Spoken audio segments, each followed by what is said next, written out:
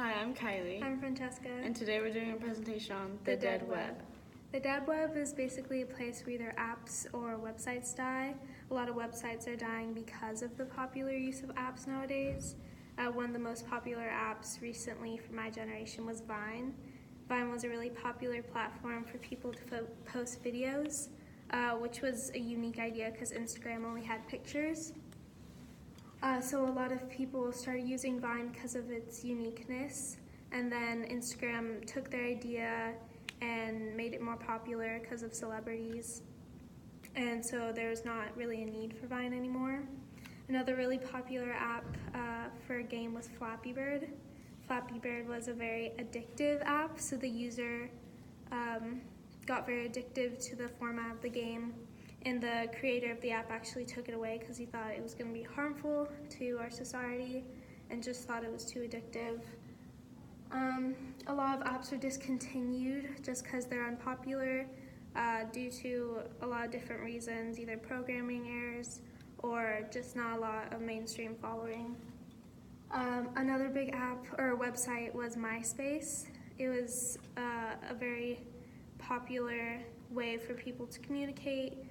It wasn't big in my generation, so I'm not too familiar with the format, but I know it was somewhat like Facebook, and Facebook just had a better following and better ideas. They also had a lot of advertisement, which made them a lot more popular. In addition to apps being discontinued, there's also proof that about 80 to 90% of the apps are deleted after it's first used, either because they become bored or there aren't updates that keep them interested, so they tend to try out the app but aren't interested, so they later on delete it. And there's also apps that were popular for a time but later died out.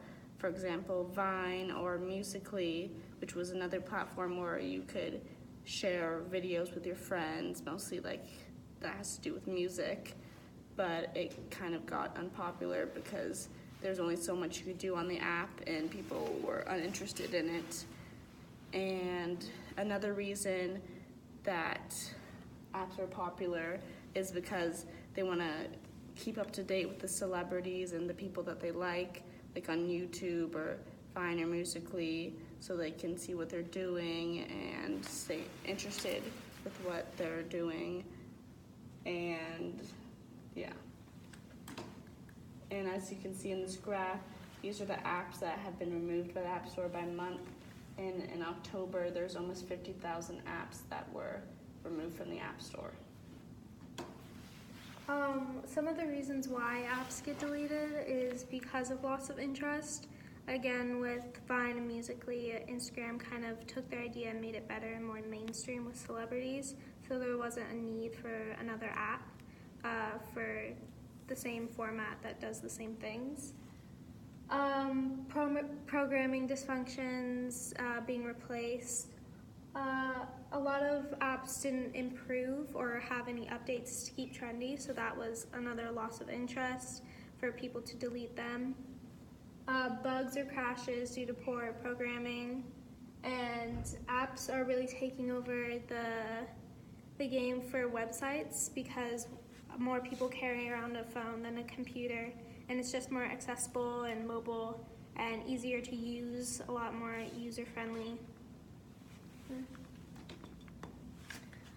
So we did a graveyard for the computer and a tombstone to represent like how phones are being more popular and kind of taking over.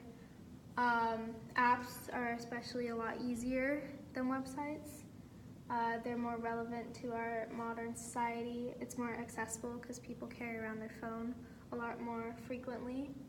Trendiness and popularity, and up to date with beneficial resources, so people don't get bored and it's actually helpful.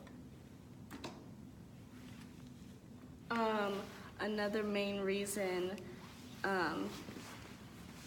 another problem with apps or websites being discontinued is because they aren't considered mainstream, and the more popular apps like Instagram and Snapchat, people stay on because all of their friends continue to stay on that app. But there could be apps just as similar, but people don't want to explore out of their comfort zones and use those apps, especially when none of their friends are on there. So there's kind of no point, because if you can't really share your videos or your photos if none of your friends are actually on that app.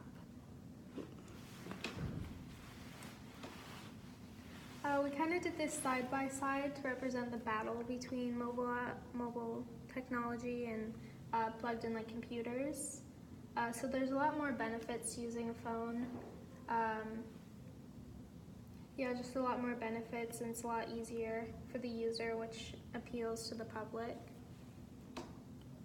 And then we just did a mobile app of time to represent what apps are most popular. Yeah, the most popular apps are usually just like messaging and social apps like Instagram or Snapchat.